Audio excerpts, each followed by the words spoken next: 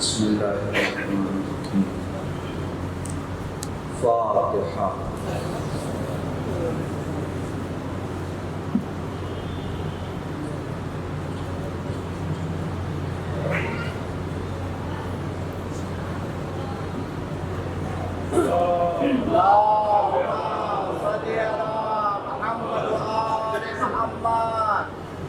لا حول ولا قوة إلا بالله العلي العظيم.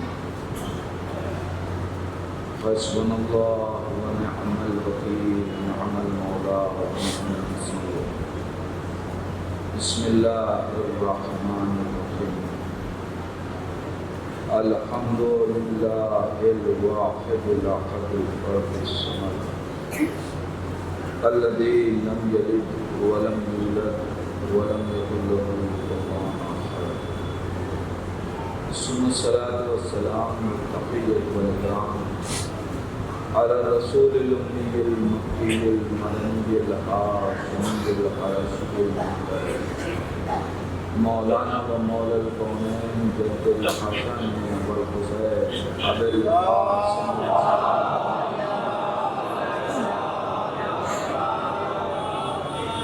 ولعنة الله على أعدائهم أجمعين من الآن إلى قيام يوم الدين وبعد يوم الدين.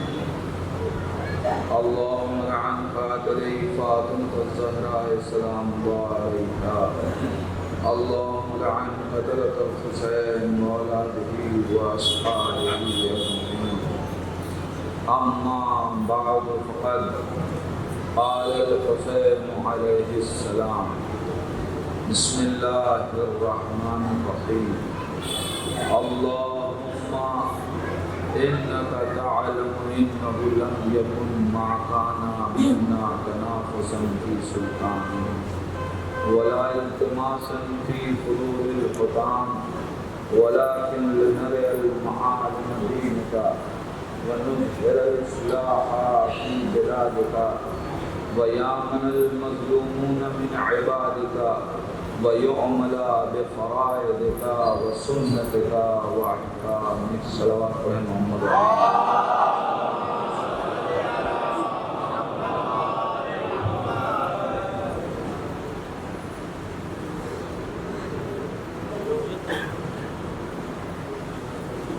دیکھیے اشارہ ہو رہا ہے کہ آپ تھوڑا سا اور آگے آ جائیں. اللہ صلی اللہ.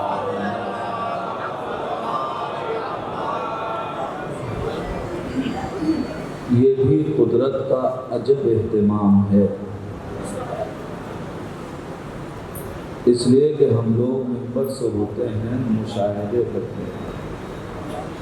یہ قدرت کا عجب اہتمام ہے کہ جب تک مجلس حسین میں غدیر کی یہ رسم پوری نہ کر لی جائے، جو پیچھے رہ جاتے ہیں انہیں آگے بلائیں گے.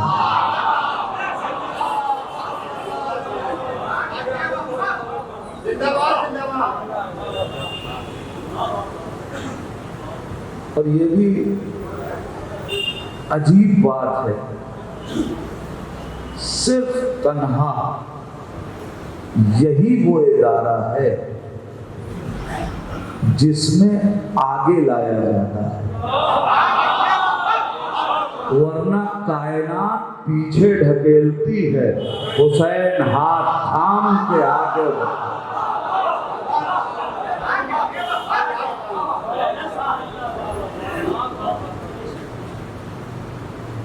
آزادانہ نے مظلومے کا قسم خدا کی جتنا شکر ادا کم کہ آپ فرش عزائے حسین ہر اعتبار سے شکر کا مقام ہے. اللہ کا لاکھ لاکھ کرم کہ آپ کی صحت آپ کو اجازت دے رہی ہے کہ آپ فرش عزا پہ ہیں. اللہ کا لاکھ لاکھ کرم آپ کے حالات آپ کو اجازت دے رہے ہیں کہ آپ فرش اعضا پہ ہیں۔ کم سے کم یہ 2 سال کا جو زمانہ گزرا ہے اس نے ہمیں بتا دیا کہ فرش اعضائے حسین کی اہمیت کیا ہے۔ مجلسیں ہم گھروں میں بھی کر رہے تھے، یہ بات سب یاد رکھیں، کوئی حسین کا ذکر نہیں روک سکتا، نہ رکا ہے نہ رکے گا۔ یوں ہی وارث حسین نے یزید کے دربار میں کھڑے ہو کے نہیں کہا تھا، جناب زینب سلام اللہ علیہا نے اللہم صلی اللہ یزید کے دربار میں یزید کی آنکھوں میں آنکھیں ڈال کے جملہ کہا تھا، واللہ لا تمحو ذکرنا، یزید خدا کی قسم تیری مجال نہیں ہے کہ تو ہمارا ذکر روک لے۔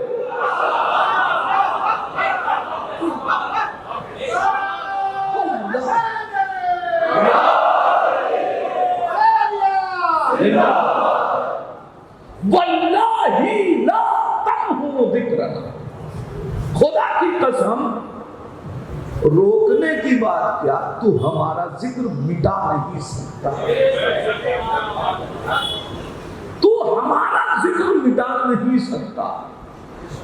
اب میں اصل تو گفتگو کہیں اور تک لے جانا چاہتا تھا، بات آ گئی ہے لہٰذا یہاں پہ رک کے 2 جملے ضرور کہوں گا، اس لیے کہ شہزادی کا کلام ہے، یہ ممکن ہی نہیں ہے کہ لہجہ علی میں بولنے والی کا کلام ترجمے کی حد تک اس کا حق مطلب ادا ہو جائے، ہم زندگی گزار دیں تو اس کلام کی شرح نہیں ممکن ہے۔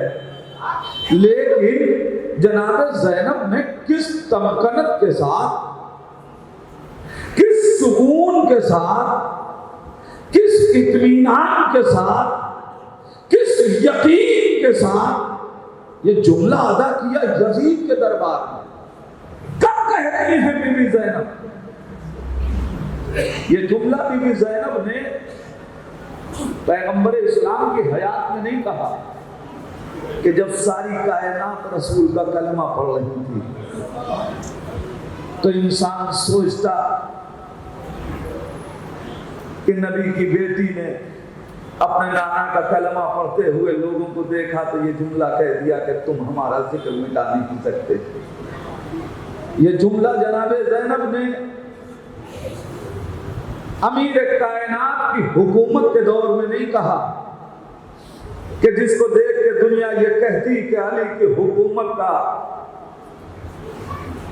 جو دبدبہ دیکھا تو بیٹی نے باپ کی حکومت کا دبدبہ دیکھ کے یہ جملہ کہہ دیا۔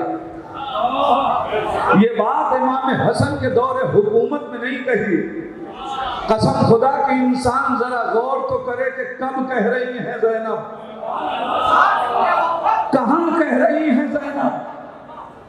زینب کوفے میں جب شہزادی ہیں تب یہ جملہ نہیں کہا، جب شام میں اسیر ہیں، جو اسیری میں اتنی آزاد فکر رکھتی ہو اسے زینب کہتے ہیں۔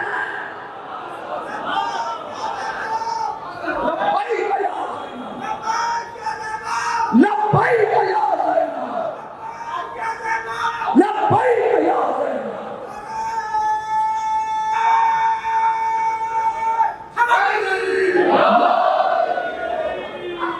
یزید کے دربار میں اس وقت یہ جملہ کہا جا رہا ہے جب بھائیوں کو شہید کیا جا چکا۔ حالات اتنے سنگین ہیں کہ صرف شہید ہی نہیں، لاشیں پامال کی جا چکی ہیں، سر نیزوں پہ لائے گئے، در بدر پھرایا گیا، بیویاں اسیر ہیں، اور جس کے حکم سے یہ سب ہوا،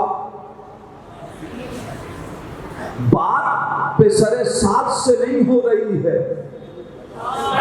ارے میں کیا کہہ رہا ہوں عزیزان ایمان، ذرا وقت کی حساسیت کو دیکھیے اور پھر زینب کے اطمینان کو دیکھیے۔ کیسے عالم میں جہاں ظاہرا جس کے حکم سے یہ سب کچھ ہو چکا کہ اب کچھ مٹانے کے لیے ظاہراً باقی نہیں ہے، جہاں حد یہ ہے کہ منبروں سے ان کے قصیدے پڑھے جا رہے ہیں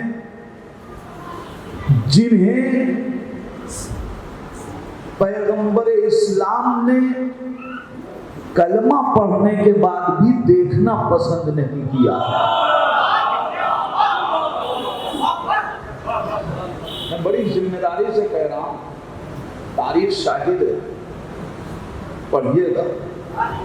کلمہ پڑھ کے بزم پیغمبر میں آیا، نبی نے کہا پڑھ تو لیا کلمہ میں، لیکن میری نگاہ کے سامنے نہ آنا۔ جن کے آباء و اجداد کو رسول دیکھنا پسند نہ کرتے ہوں،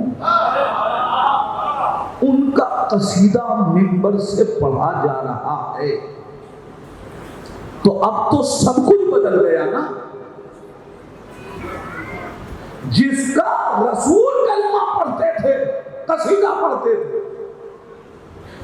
اب وہ اسیر ہے، اور جس کو اسیری سے آزاد کیا تھا وہ تخت پہ بیٹھا ہے، تو ظاہراً سب کچھ بدل گیا، مگر اس کے باوجود علی کی شیر دل بیٹی اطمینان سے اس کی آنکھوں میں آنکھیں ڈالتے کہہ رہی ہے واللہ لا تمحو ذکرنا، خدا کی قسم تو ہمارا ذکر مٹا نہیں سکتا۔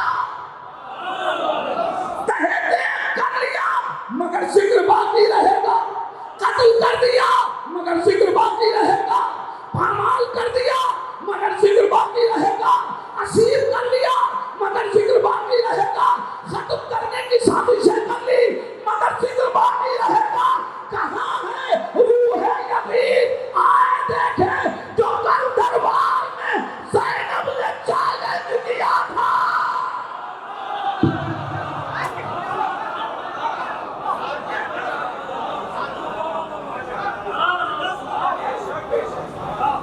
سن 61 کی ایک اسیر بی بی کا چیلنج،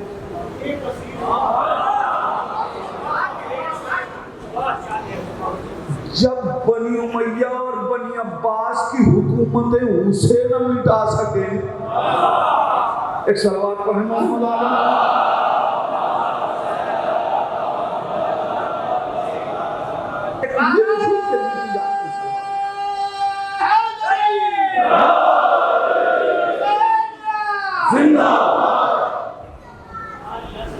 پہچانے انسان علی کی شیر دل بیٹی، اب جملہ کیا ہے؟ واللہ، قسم خدا کی، اس میں جلالہ سے قسم کھائی ہے کہ اگر کوئی یہ قسم یوں ہی کھا لے تو کفارہ واجب ہو جائے۔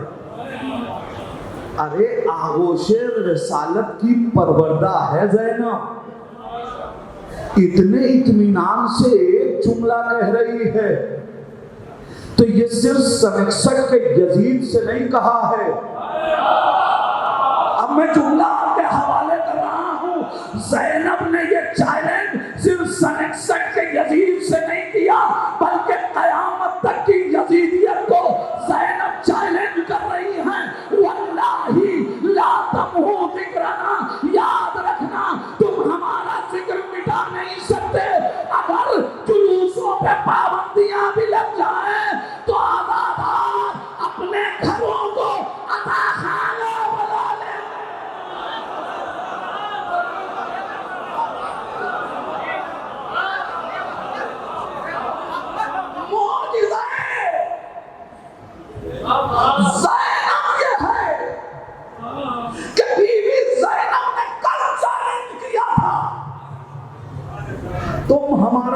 مٹا نہیں سکتے. میں کائنات سے یہی تو کہنا چاہتا ہوں، یاد رکھے دنیا جلوس روک سکتی ہے، عزاداری نہیں روک سکتی.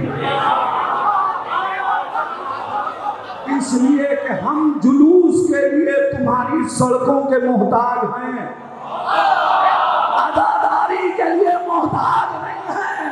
جلوس ہمیں سڑک چاہیے تب جلوس نکلے گا، گلیاں چاہیے تب جلوس نکلے گا، شاہراہ چاہیے تب جلوس نکلے گا. مگر جلوس میں اور عزاداری میں بڑا فرق ہے. جلوس سڑکیں چاہتی ہیں مگر عزاداری ہاتھ ہمارا، آنکھیں ہماری، سینہ ہمارا، آنسو ہمارے. تم ہماری چیزوں پہ پابندی نہیں لگا سکتے، اس لیے کہ یہ سینہ غدیری ہے، یہ ہاتھ غدیری ہے، یہ آنکھیں غدیری ہے.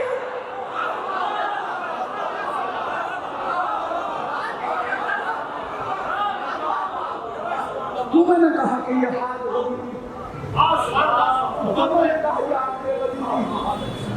کیوں میں نے کہا کہ یہ سینہ غدیری ہے؟ دنیا یہ سمجھ رہی ہے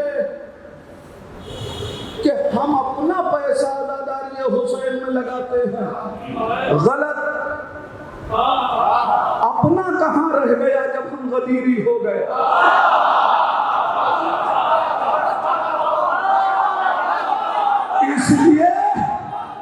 اس لیے کہ غدیر کی ولایت کا مطلب یہی ہے، اولا بکم من انفسکم، تم سے زیادہ تمہارے نفسوں پہ حاکمیت ولی غدیر کی ہے. اس کا مطلب ہاتھ تمہارا ہوگا، حکومت حسین کی ہوگی، آنکھیں تمہاری ہوگی، حکومت حسین کی ہوگی.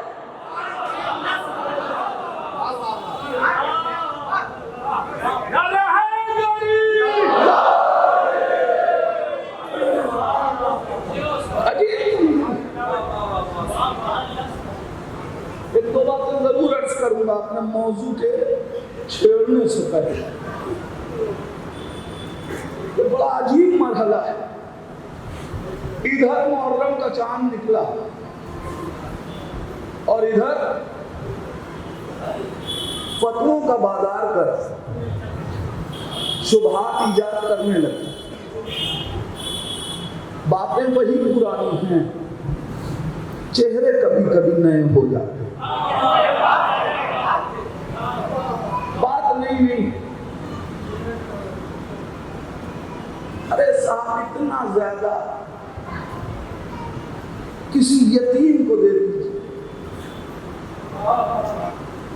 کسی کو تعلیم دے دیجیے، مجلس میں اتنا خرچہ کیوں؟ آپ بڑے مذہبی ہیں تو آپ کو جواب مذہب کے اعتبار سے دوں. ہر آدمی فائدے کے ساتھ رہتا ہے. جتنا یتیم کو پروان چڑھا کے ثواب نہیں ملے گا، مجلس حسین سے اس سے زیادہ ہے. میں ذمہ داری سے یہ بات کہہ رہا ہوں، جسے دلیل چاہیے جائے کامل الزیارات کی روایتوں کو پڑھ لو. ایک درہم حسین کے لیے خرچ کرو، 70,000 درہم. ساری نیکیوں پہ 10 برابر. حسین پہ خرچ کرو 70,000 برابر. کون نہیں چاہتا کہ اس کا فائدہ زیادہ ہو؟ ارے صاحب یہ کیسے ہو سکتا ہے؟ ایک مجلس کرنے سے اتنا ثواب. آپ مجلس کرنے والے کو مت دیکھیے، جس کو بھیج رہے ہیں اسے دیکھیے، جس کے اوپر خرچ کر رہے ہیں اسے دیکھیے. مرحلہ حسین کا ہے، مسئلہ ندی مسخر کا نہیں ہے. میری معرفت تو کچھ نہیں مگر حسین تو بہت کچھ ہے. ارے آپ کو اگر یقین نہ آئے تو سوچئے، اگر 100 روپے کا تحفہ کوئی آپ کی ماں کو دے دے، آپ کے باپ کو دے دے، 100 روپے کی قیمت نہیں ہے. جسے تحفہ دیا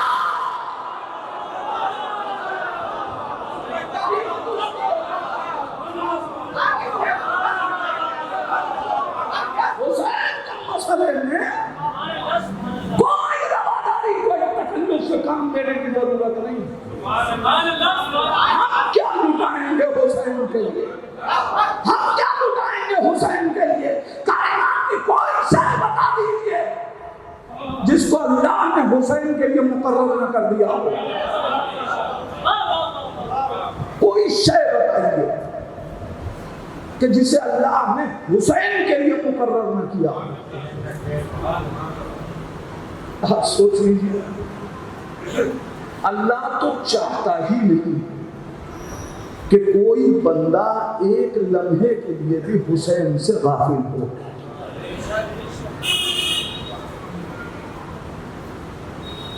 کھانا بھوک لگے گی تو کھائیں گے, لباس ضرورت پہ لیں گے,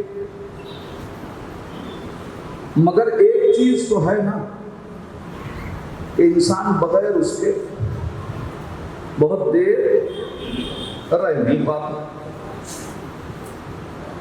جو انسان کی ضرورت ہے پانی, حکم دلوا دیا جب پانی پیو حسین کو یاد کرو.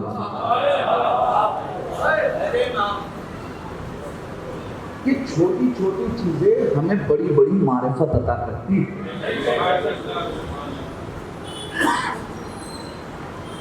اچھا آپ بتائیں, مجلس ہم کریں, سینہ زنی ہم کریں, خرچ ہم کریں, کنگال دوسرے کیوں ہو رہے؟ اس لیے کہ ہم نے تو آج تک کوئی نہیں دیکھا کہ کل تک ایک مجلس کسی معیار تک ہوتی ہو اور اس کے بعد دوبارہ اس مجلس کا معیار نیچے آیا.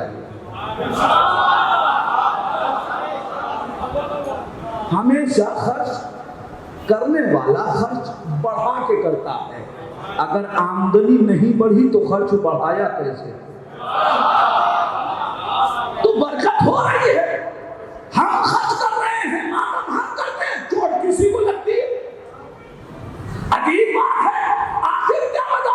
اچھا ٹھیک ہے, ہم نے تو کبھی کسی اجتماع کو بدعت نہیں کہا, ہم نے کبھی پابندی نہیں لگائی. آپ جتنا بڑا اجتماع چاہیے کیجیے. ہم نے کسی جلوس کو بدعت نہیں کہا, ہم نے کسی پروگرام کو کسی کے بدعت نہیں کہا, ہم نے پابندی نہیں لگائی. پھر ہم کرتے ہیں تو ادھر سے پابندی کیوں ہے؟ جانتے ہیں وجہ کیا ہے؟ وجہ یہ ہے کہ تاریکیوں کا خوف نور کو نہیں ہوتا. تاریکیوں کا خوف نور کو نہیں ہوتا, لیکن نور سے ہمیشہ اندھیرا ڈرتا ہے.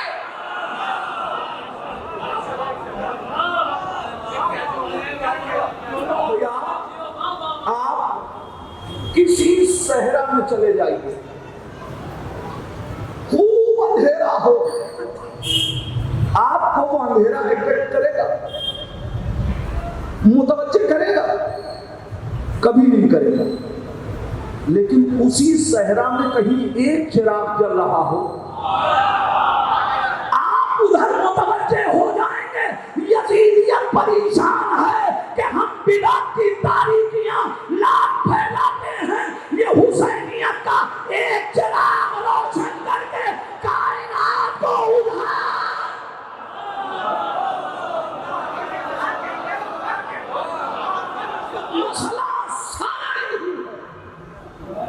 ان مجلسوں کے تقدس کو سمجھیں.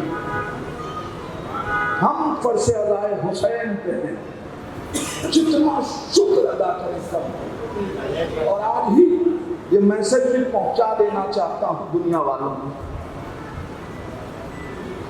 دیکھو, ایک قوم عزاداری کر رہی ہے تو اسے کرنے دو. ہمیں حسین کی عزاداری سے روکو مت. احسان مانو کہ ہم کر رہے ہیں تو دنیا خاموش ہے, ورنہ تاریخ پڑھ کے دیکھ لو, جب رونے والوں کو رونے نہیں دیا جاتا تو آسمان بھی روتا ہے, زمین بھی روتی ہے, سورج بھی روتا ہے, پتھر بھی گریا کرتے ہیں, ساری کائنات آپ رونے لگتی ہے، ہم رو رہے ہیں تو زمانہ خاموش ہے، ہمیں کریا کرنے دو تاکہ دنیا خاموش رہے، ورنہ یہ بتاؤ ہم چپ ہو گئے تو کتنے فتوے لگاؤ گے؟ درخت عزاداری کرے گا، پیڑ عزاداری کریں گے، آسمان عزاداری کریں گے، عزاداری حسین کو اس لیے کہ یہ کوئی رسم نہیں ہے، حسین کی عزاداری نہیں رک سکتی، اس لیے کہ یہ رسم نہیں ہے۔ رسموں کو انسان ایجاد کرتا ہے، لہذا جب اس سے طاقتور انسان آ جائے تو اسے روک لیتا ہے۔ عزاداری رسم نہیں ہے، عبادت ہے، عبادت روکی نہیں جا سکتی انسانوں سے۔ بھائی یقین نہ آئے، عزاداری ہم نہیں کرتے، ہم سے یہ جو ہم فرش ادا پہ ہیں نا، آئے نہیں ہیں، لائے گئے، دلیل کسی اور وقت دوں گا، ہم آئے نہیں لائے گئے، لہذا عزاداری کسی اور کے اختیار میں ہے، یہ ہو رہی ہے، ہوتی رہے گی، رسم نہیں ہے۔ دنیا جسے ایجاد کرے اسے دنیا روک لیتی ہے، لیکن جو وہاں سے ایجاد ہو کے آئے، جس کے پیچھے قدرت ہو، اس کی تائید ہو، اسے روکا نہیں جا سکتا۔ دلیل دوں، اگر سارا زمانہ آج یہ طے کر لے کہ کل سورج نہیں نکلنے دیں گے، مجھے بتائیے کوئی روک سکتا ہے؟ ساری کائنات مل کے بھی چاہے تو سورج کا نکلنا رک نہیں سکتا۔ یہ عزاداری حسین یہ خدا کی جانب سے ہے، پوری کائنات مل کے بھی عزائے حسین کو روک۔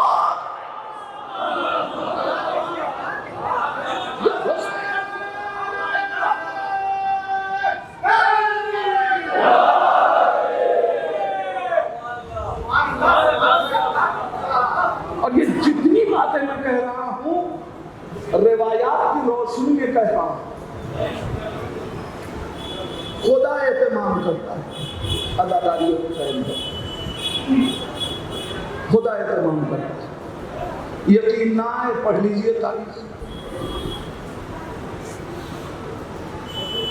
جب جناب آدم نے ساق عرش پہ نور چمکتے ہوئے دیکھے تو سوال کیا، اے جبرائیل کیا ہم سے پہلے؟ جبرائیل نے آواز دی، آپ بھی انہی کے صدقے میں ہوئے۔ کچھ زبان حال ہے، کچھ زبان مقال ہے۔ جناب جبرائیل سے پوچھا کون ہے؟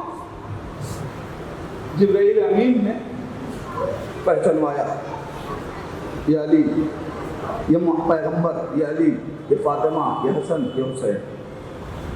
روایت آپ نے سنی، جیسے ہی لفظ حسین سنا آدم نے کہا اے جبرائیل، اب تک جتنے نام لیے انہیں سن کے دل میں ایک سرور و انبساط کی کیفیت پیدا ہو رہی تھی،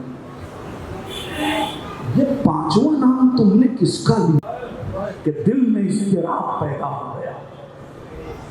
اس کی وجہ کیا ہے؟ اے آدم، یہ آپ کے سلب سے ہے،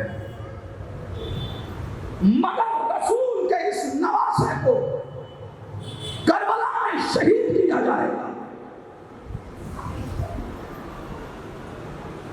ہوا کیا؟ آدم نے سوال کیا،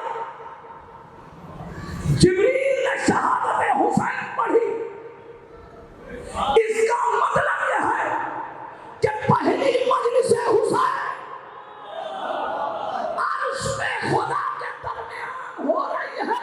ذاکر جبرائیل ہیں، سامع آدم ہیں. جناب آدم نے سنا، حسین پہ روئے اور سوال کیا کہ کون قتل کرے گا؟ جواب دیا کائنات کا سبھی ترین شخص یزید. آدم نے یزید پہ لعنت پڑھی. میں پھر جملہ دوہراتا ہوں، آدم نے یزید پہ لعنت پڑھی. حضرت آدم نے یزید پہ لعنت پڑھی. ایک بات طے ہو گئی کہ جو آدمی ہوگا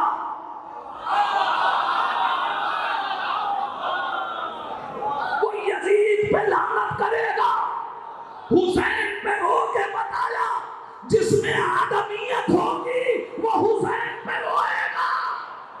اب یہ نہ دیکھنا کہ ایک ہندو حسین پہ کیوں رو رہا ہے، ایک سکھ حسین پہ کیوں رو رہا ہے.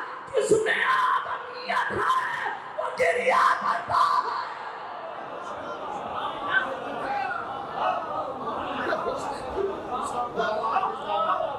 اسے کوئی روک نہیں سکتا. یہ ادائے حسین. دیکھیے اشارہ کیا جا رہا ہے، سلوات پڑھ کے ذرا سا اور آگے آ جائے جو لوگ کھڑے ان کو جگہ مل سکے.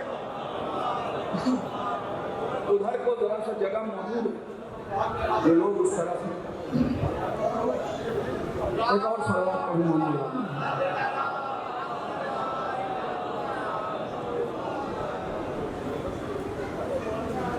ایک اور سلوات پڑھنے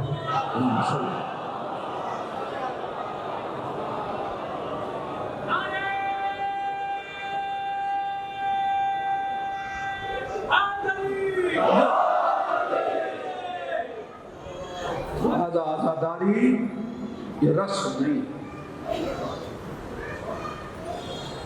آزاداری رسم نہیں ہے، مکتب ہے.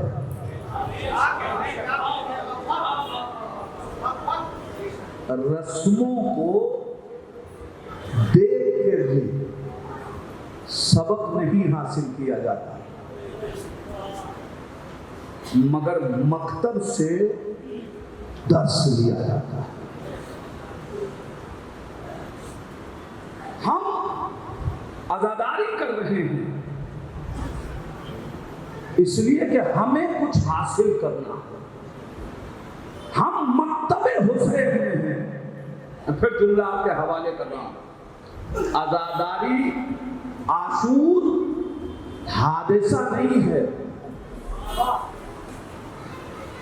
عاشور حادثہ نہیں ہے، مکتب ہے. حادثہ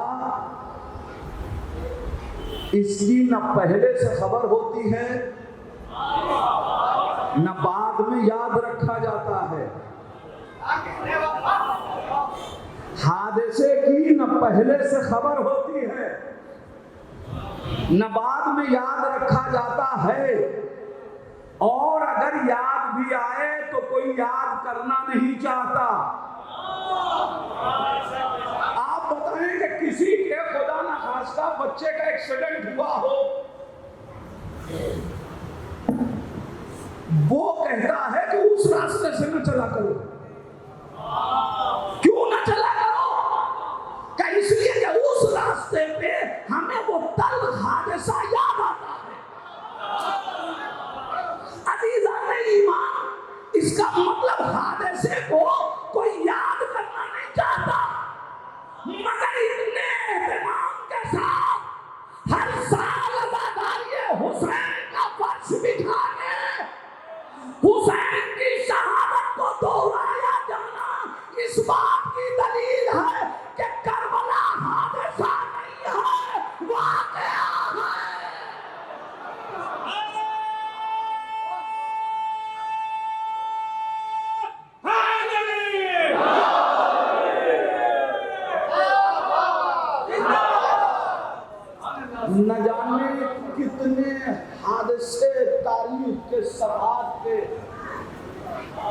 تاریخ کے ذہن سے محو ہو گئے، مگر جو واقعہ تھا وہ کل بھی ہے اور آج بھی ہے اور کل بھی رہے گا۔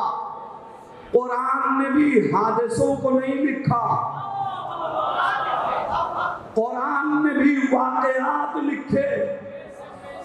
انبیاء کے یہاں حادثہ نہیں ہے، واقعہ ہے۔ واقعہ اچھا ہو تو سبق دیتا ہے، برا ہو تو عبرت سکھاتا ہے۔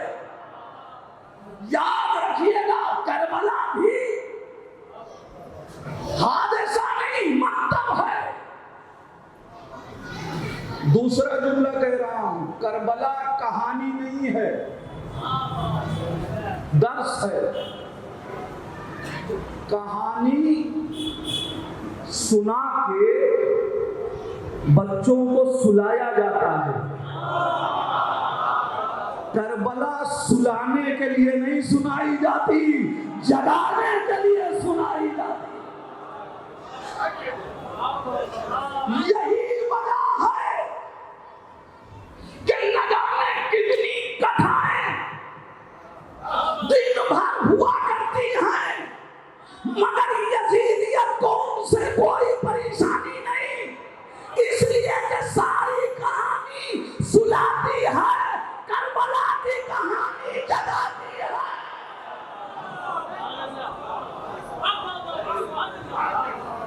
کربلا پہ کیوں پابندی، عزاداری پہ کیوں پابندی؟ اس لیے کہ یہ کہانی سلانے کے لیے سنائی نہیں جاتی، یہ درس ہے جو جگانے کے لیے سنایا جاتا ہے۔ اور جس کو جتنا خطرہ ہے وہ اتنی ہی پابندی لگائے ہے۔ اب اگر کسی ملک میں دوسرے مذاہب کے اسٹرکچر بننے پہ پابندی نہ ہو لیکن اذاخانوں پہ پابندی ہو تو پھر سمجھ لیجئے گا کہ وہ بھی جانتا ہے بھائی کہانیاں وہاں بھی سنائی جا رہی ہیں، اذاخانے میں بھی حسین کی داستان سنائی جاتی ہے، پھر وہ بنوانے کو تیار، اس کا افتتاح کروانے کو تیار، یہاں ہمیں بنانے بھی نہیں دیا جائے، روکا جائے تو حکومت کیوں گھبرا رہی ہے؟ اس لیے کہ وہ ساری کتھائیں شہنشاہیت کو عروج دیتی ہیں، حسین کا داغ شہنشاہیت کا گلا مروڑ دیتا ہے۔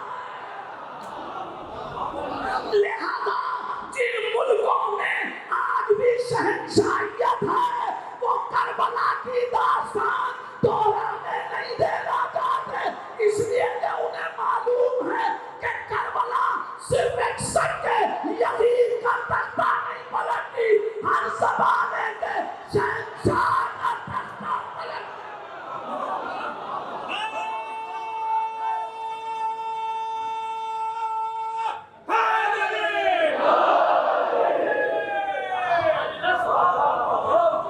پہچانے کربلا جب نعمت کی معرفت ہوتی ہے تو عمل میں مزہ بھی آتا ہے، ثواب بھی بڑھتا ہے۔ ہم سمجھیں تو یہ عزاداری کیا ہے؟ لیکن وقت بالکل ہاتھ سے نکل رہا ہے۔ موضوع صرف اس مرحلے تک، ہم کو کربلا کو کیوں سمجھنا ہے، انقلاب کربلا کیوں پڑھنا ہے، کربلا کا درس ہمیں پڑھنا کیوں ضروری ہے؟ اس لیے کہ ہم بھی ایک حسین کے منتظر ہیں۔ میں نے پوری کربلا آپ کے حوالے کر دی۔ ہم اس حسین کا انقلاب، اس حسین کے انصار، اس حسین کا درس اس لیے دہرا رہے ہیں کہ ہم بھی ایک ایک انقلاب کے منتظر ہیں، ہم بھی ایک حسین کے منتظر ہیں، ہمیں بھی ایک لشکر کا حصہ بننا ہے، ہمیں بھی کسی حسین کا ناصر بننا ہے۔ لہذا اس حسین کا ناصر بننے کے لیے یہ دیکھنا ضروری ہے کہ حسین کے ناصر کیسے ہوتے ہیں۔ اگر ہم نے کل کے حسین کے انصار کو نہ پہچانا تو ہم کل آنے والے حسین کے ناصر کیسے بنیں؟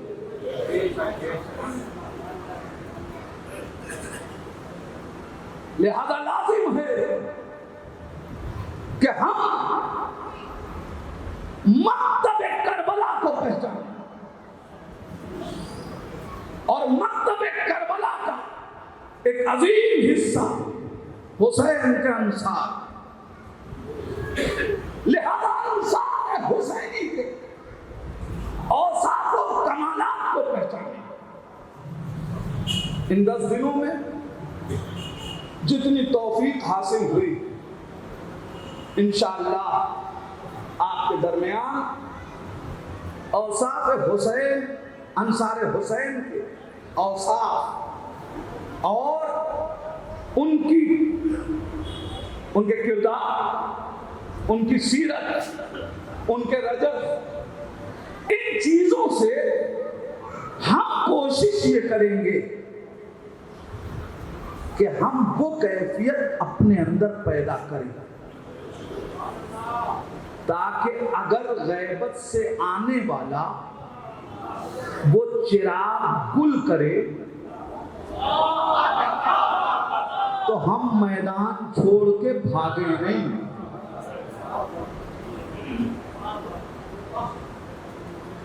کربلا کا ظہور سے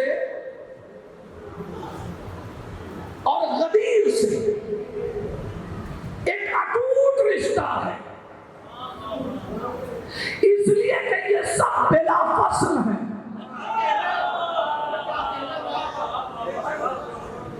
انشاءاللہ آپ کو تاریخ حوالے کروں گا، میں صرف اس وقت تمہیدی منزل میں کچھ جملے عرض کر رہا ہوں جن کی شرح ہوگی مجلسوں میں۔ لہذا ضروری ہے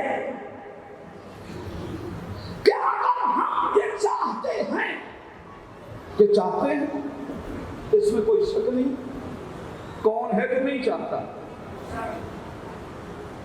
ہر آدمی کا ایک جملہ بتاتا ہے کہ وہ چاہتا ہے۔ ہر آدمی دعا پڑھتا ہے کہ اللہم اجعلنا من انصارک، اے پروردگار ہمیں امام زمانہ کے ناصروں میں شمار کر۔ اللہم صلی اللہ۔ تو جب ناصر میں شمار ہونے کی دعا کرتے ہیں تو کوئی دوسرا تو نہیں جائے گا نا کہ دیکھیں کہ ہم ناصر بنیں گے کیسے۔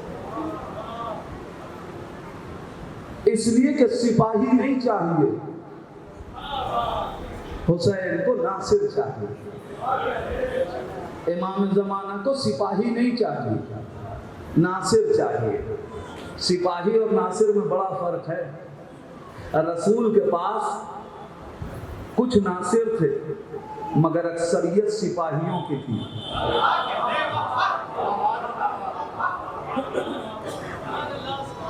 ایک جملہ اور کہہ دو، حسین کو ناصر چاہیے، صحابی نہیں چاہیے، اس لیے کہ وہ بغل میں بیٹھ تو سکتا ہے، میدان تک جاتا نہیں ہے۔ ناصر وہ ہے جو رزم میں بھی ساتھ رہتا ہے، بزم میں بھی ساتھ رہتا ہے۔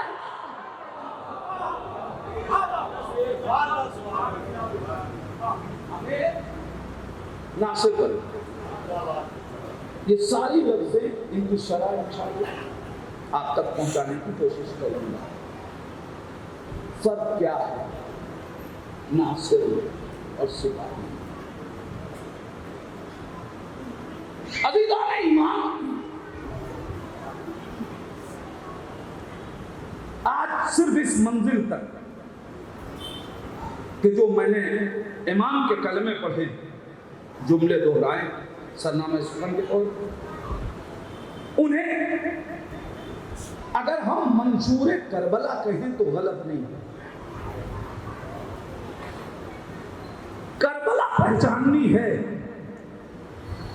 تو ہمیں حسین کے اقوال کو پڑھنا پڑے گا۔ میں اس سے پہلے جو باتیں دہرا چکا ہوں اور کہہ چکا ہوں، میں انہیں نہیں کہنا چاہتا اسی شہر میں۔ صرف اس منزل کو طے کرنے کے لیے اپنے جوان بھائیوں تک ایک میسج پہنچانے کے لیے ان جملوں کا سہارا لیا کہ یاد رکھیے،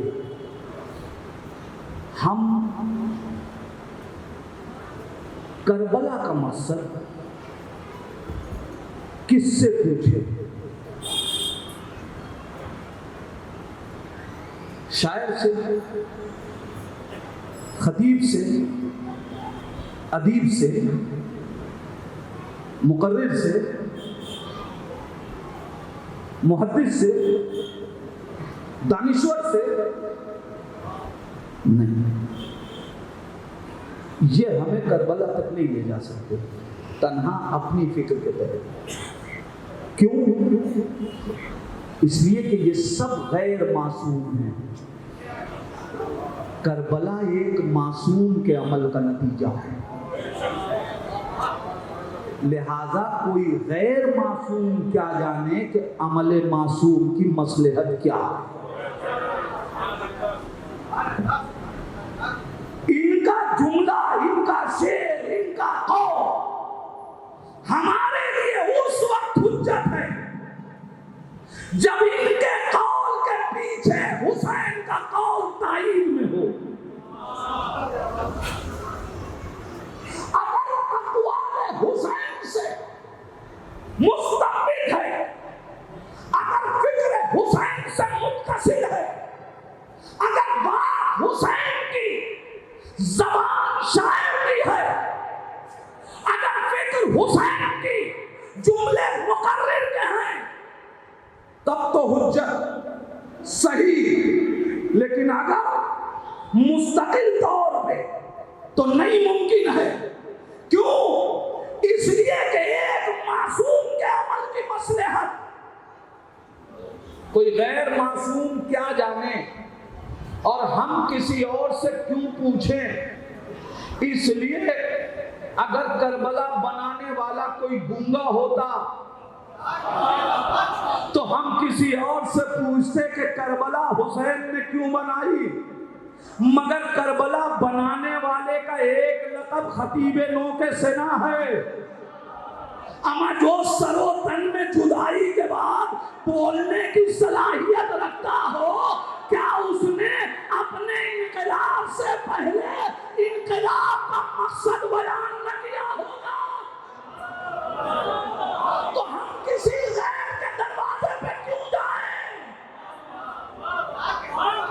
حسین سے پوچھئے مقصد کربلا کیا ہے؟ غیروں سے پوچھئے گا نا تو وہ آپ کو فکروں کو الجھا دیں گے، اس لیے کہ وہ خود ہی کربلا نہ پہنچے تو آپ کو کہاں لے جائیں۔ اسی لیے جب غیروں نے کربلا کی تفسیر بیان کی، خود بیٹھ کے شام کے گھٹاٹوپ اندھیروں میں، تو انہوں نے لکھا کہ 2 شہزادوں کی جنگ تھی۔ انہوں نے لکھا کہ حسین نے، یزید نے بیعت کا مطالبہ کیا تھا اس لیے جنگ کی، حسین حکومت چاہتے تھے اس لیے جنگ کی۔ یہ ساری باتیں آپ سنا کرتے ہیں، مگر حسین سے پوچھئے مولا آپ نے کربلا کیوں بنائی؟ حسین آواز دے رہے ہیں کربلا اقتدار کی جنگ نہیں ہے، کربلا اقتدار کے مقابلے میں اقدار کی جنگ ہے، کربلا حکومت کی جنگ نہیں ہے، کربلا دین کی ویلوز کی جنگ ہے۔ عزیزان ایمان، اب امام حسین کے قول کو پڑھیے. امام آواز دے رہے ہیں بسم اللہ الرحمن الرحیم اللہم انکا تعلم انہو لم یکن ما کان منا تنافسا فی سلطان ولا التماسا فی فضول الحطام. ایک پروردگار تو جانتا ہے کہ حسین نے کربلا حکومت کے لیے نہیں بنائی، بلکہ حسین کو تو حکومت سے رغبت بھی نہیں. پھر کربلا کیوں بنائی؟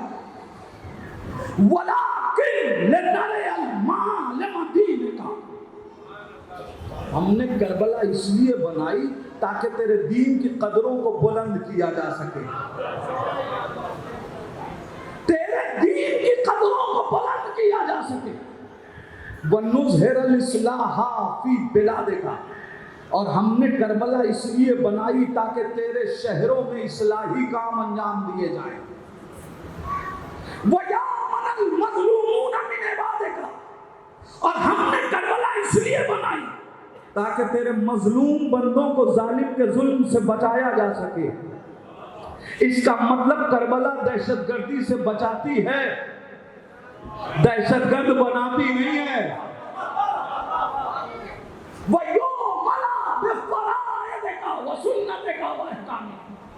اور ہم نے کربلا اس لیے بنائی تاکہ لوگوں کو تیرے واجبات کا پابند بنایا جا سکے، تیرے رسول کی سنتوں کا پابند بنایا جا سکے.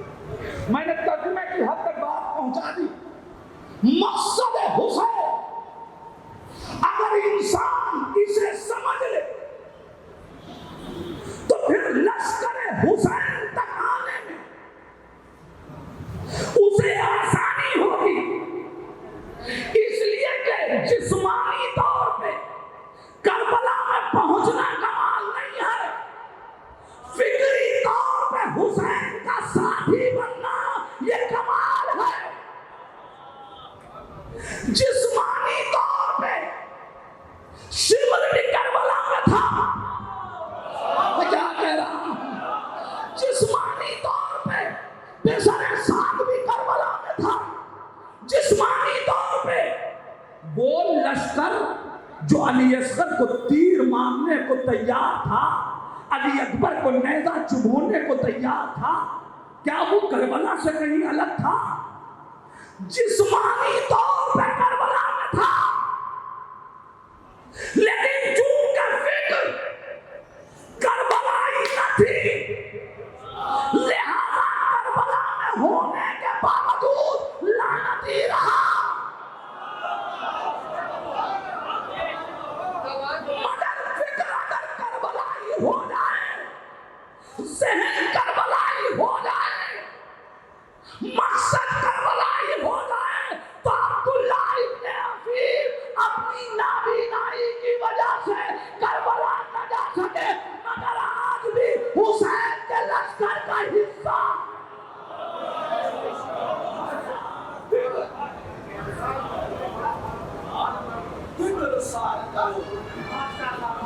اپنی فکر حسین کی فکر سے ملا. اگر فکر میں کربلا کی ہم آہنگی ہو گئی تو پھر یاد رکھیے گا نابینائی بھی حسین کے لشکر کا حصہ بننے سے روک نہیں پاتی. فکر صاف ہو. ہمیں فکر صاف کرنے کے لیے حسین کی فکر پڑھنی پڑے گی. آج تک کی گفتگو یہیں پر روک رہا ہوں. ہمیں فکر حسین، ورنہ جسمانی طور پہ آپ دیکھیے مدینے سے امام حسین نکلے ہیں تو بہت سے افراد تھے جو مکے تک جسمانی طور پہ ساتھ رہے، مگر وہاں چونکہ فکر ایک نہ تھی. حسین نے حج کو عمرے سے بدلا مگر انہوں نے احرام نہ اتارا. انہوں نے احرام نہ اتارا. کیوں؟ اس لیے کہ جسم تو ساتھ تھا، فکر ساتھ نہ تھی. جسمانی طور پہ ساتھ میں تھے، فکری طور پہ ساتھ نہ تھے۔ جسمانی طور پہ تو حسین کے پیچھے پیچھے تھے، مگر فکری طور پہ حسین کے ساتھ نہ تھے۔ جسم پیچھے رہتا ہے، فکر ساتھ ہوتی ہے۔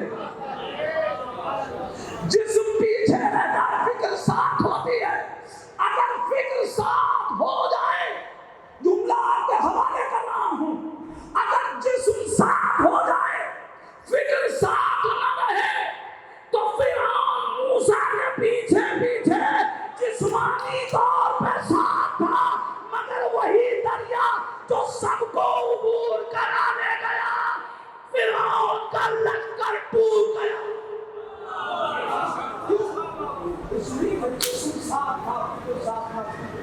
مگر جو موسیٰ کے ساتھ جسمانی طور پہ بھی تھے، فکری طور پہ بھی تھے، وہ اسی دریا سے عبور کر گئے۔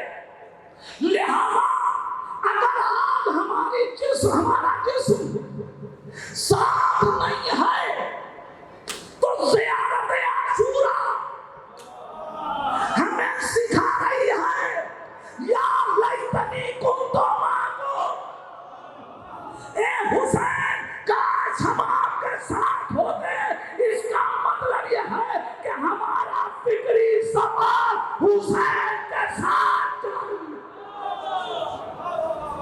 بات مکمل، فکر ساتھ لاؤ، اور فکر ساتھ لانے کے لیے فکر حسین پڑھنی، فکر انصار حسین کا مطالعہ کرنا پڑے گا۔ عزیزان ایمان، 26 رجب حسین مظلوم کو ولید کے دربار میں بلایا گیا۔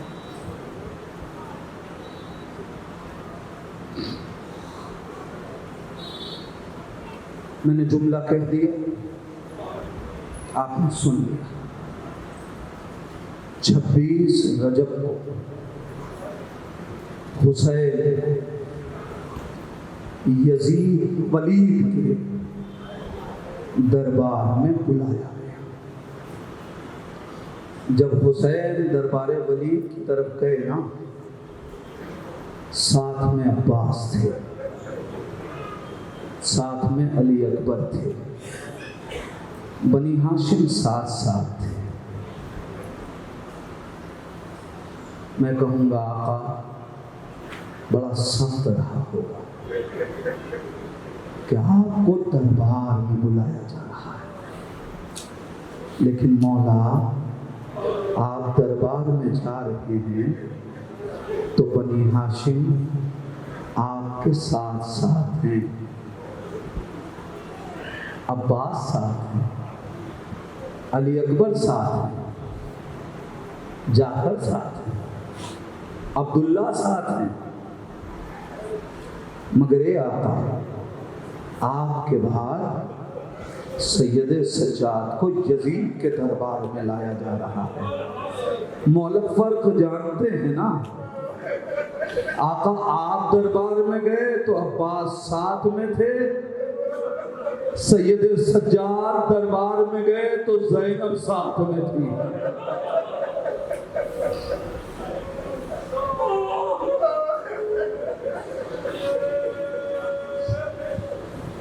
مولا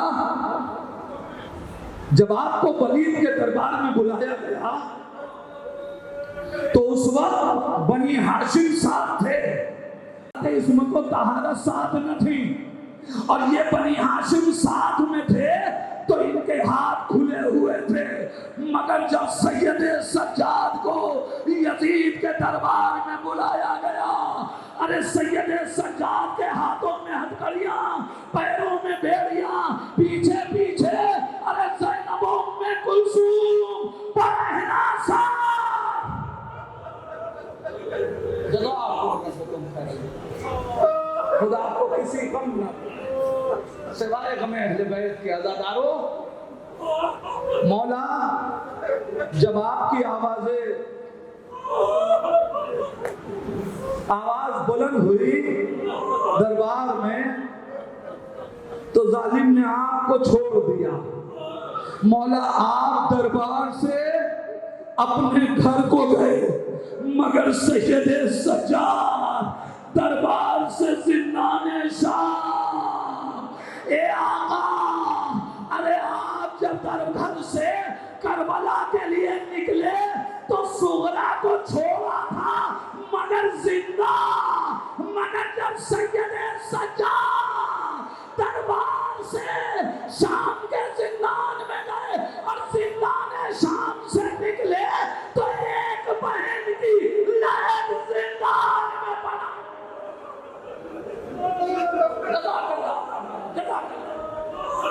آ گیا محرم، پرسہ دے رہے ہو. ایک جملہ کہہ رہا ہوں، محسوس کر لیں گے تو آنکھوں کے آنسو رکیں گے نہیں.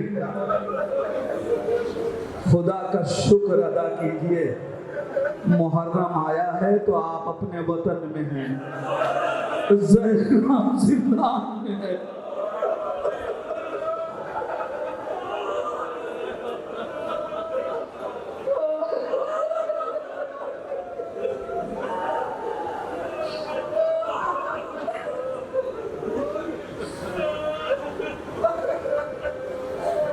عزادارو، مجلس حسین منعقد کرنے والوں، زہرا تمہیں دعائیں دے رہی ہوں کہ میرے لال کفر سے ادا بچھانے والوں، خدا تمہیں سلامت رکھے. جانتے ہو 28 رجب کو 27 کی شب 28 کو حسین مدینہ چھوڑ گئے. 27 رجب کو رات میں شب 28 رجب مقتل لکھتا ہے کہ حسین بار بار سیدہ کی قبر پہ جاتے تھے. اماں تیرا حسین جا، اماں تیرا لال مدینہ چھوڑ رہا ہے. جزاک اللہ، جزاک اللہ. چند تھوڑا سا وقت اور لینا چاہتا ہوں حق ماتم ادا ہو سکے. اماں تیرا لال جا رہا ہے.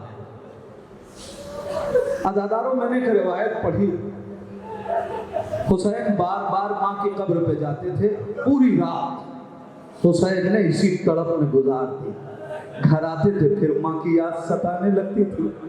حسین پھر ماں کی قبر پہ جا کے گریا کرتے تھے، آنسو بہاتے تھے. کبھی رسول کی تعویذ سے لپٹ کے کہتے تھے، نانا مجھے اپنی تربت میں لے لو، کائنات ہمیں مدینے میں رکھنے کے.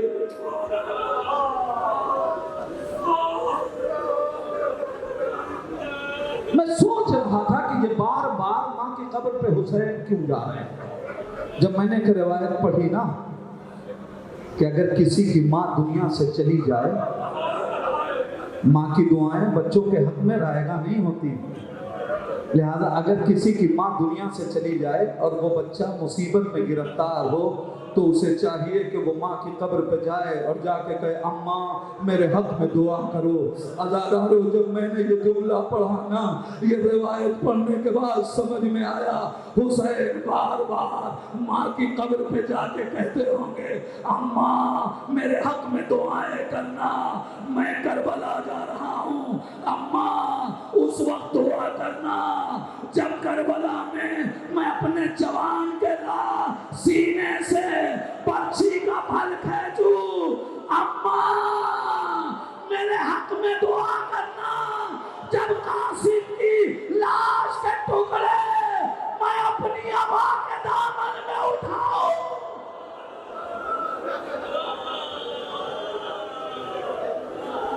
جزاک اللہ جوانوں، آواز گریہ روکنا نہیں. جب کوئی بلند آواز میں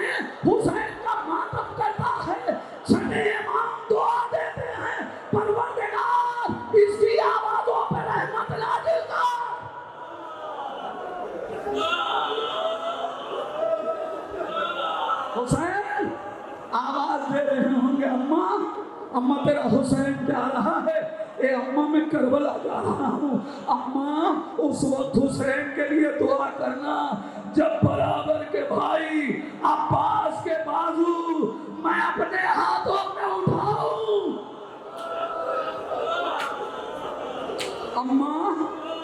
اماں تیرے غریب بیٹے کو اس وقت دعا کی بڑی ضرورت ہوگی اماں۔ ارے جب میرے ہاتھوں پہ 6 مہینے کے بچے کا لاشا، ارے میں اسے لے کے مقتل سے خیمے کی طرف آؤں، اماں حسین کے حق میں دعا کرنا۔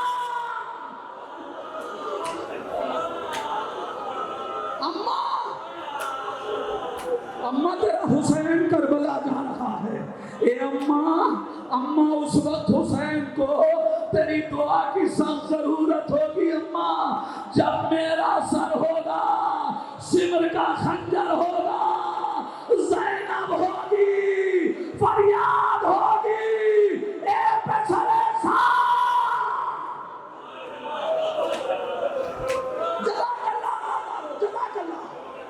حق ماتم ادا ہو رہا ہے۔ بس آخری روایت، مجلس ختم۔ جب قافلہ کر مدینے سے نکلنے لگا، سب سوار ہو گئے، مدینے سے قافلہ نکلنے لگا تو امام حسین نے ایک آہٹ محسوس کی۔ دیکھا ایک بی بی ہے جو سر پہ چادر ڈالے ہوئے حسین کے قریب آ رہی ہے۔ آقا ٹھہر گئے، اماں پہچان گئے، بی بی ام البنین ہے، اماں رخصت کر چکی تھی۔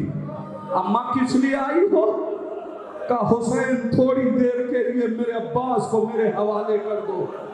آقا آپ کا بیٹا ہے، اماں یہ آپ کا لال ہے، لے جائیے عباس، جاؤ مادر اماں ام البنین آواز دے رہی ہے۔ غازی عباس آئے، اماں کیا کہنا چاہتی ہو؟ کہ میرے لال تھوڑی دیر کے لیے میرے ساتھ آ جاؤ۔ لیا، لے کے قبر پہ آئی۔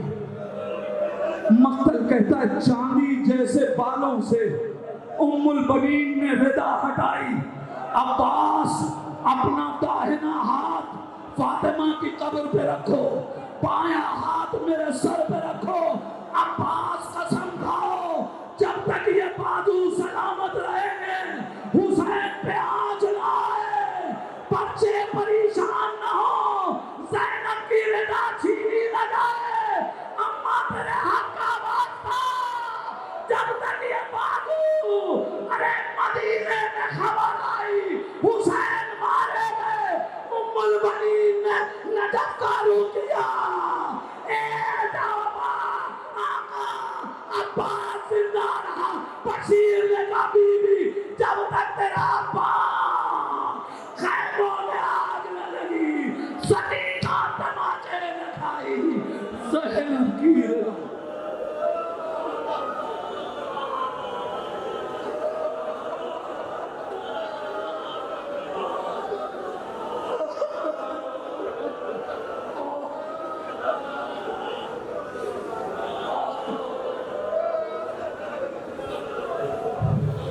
اِنَّا لِلَّهِ وَإِنَّا إِلَيْهِ رَاجِعُونَ رضاً بقضائه وتسليما۔ بار اللہ تجھے واسطہ ہے محمد و آل محمد کا، ان آوازوں پہ اپنی رحمت نازل فرما۔ میرے پروردگار گزشتہ برس تک جو لوگ اس فرش عزا پہ تھے آج نہیں ہیں، میرا اللہ ہمارے آنسوؤں کا ثواب ان کے نام عمل میں منتقل فرما۔ اے میرے پروردگار یہ آنکھیں غم حسین میں نمناک ہوئی ہیں، ان آنکھوں کو اس وقت تک بند نہ کرنا جب تک یہ کربلا کی زیارت نہ کرنا۔ میرے پروردگار تجھے واسطہ ہے محمد و آل محمد کا، جہاں جہاں بھی عزادار حسین ان کی جان مال عزت آبرو کی حفاظت فرما۔ میرے اللہ تجھے واسطہ ہے محمد و آل محمد کا، علماء کرام آیات اعظام کا سایہ ہمارے سروں پہ سلامت رکھ۔ اے میرے پروردگار وارث رضا کی خدمت میں ہم سب کا پرسہ ارسال فرما، امام زمانہ کے ظہور میں تعجیل فرما۔ اندر ظہور کی توفیق ہے ہم اپنے امام کو پہچان سکیں، اسی امام کا واسطہ ہم کو کیا انصار میں شمار فرما۔ ربنا تقبل منا انك انت السميع الدعاء.